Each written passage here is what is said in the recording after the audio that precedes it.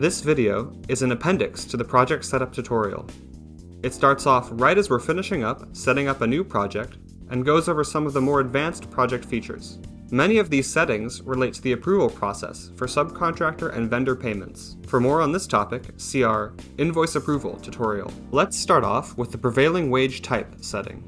If your project has prevailing wages, select Federal or State here. This information shows up on Clamshell's Invoice Approval form. If your project is an OSIP project, check this box.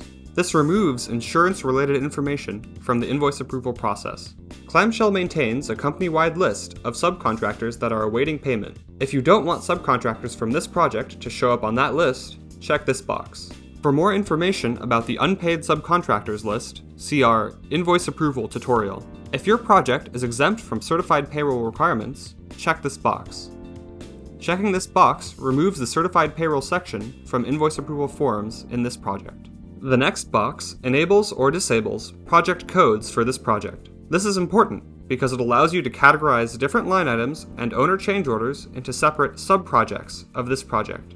This is useful when your project has distinct components, and the owner wants to separate totals for each component. When project codes are enabled, Clamshell automatically breaks down totals by code on the owner billing. Here's an example of what this looks like on an exported 702. Note the separate kitchen and pool columns. For more on project codes, see our Project Codes tutorial.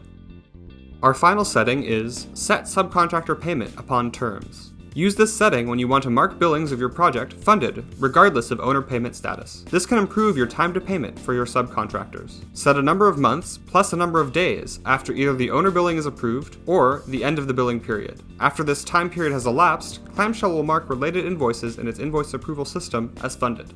That's it for the advanced settings. You can head back to the project setup video to continue with your project setup. Or you can check out one of the other tutorial videos I just mentioned.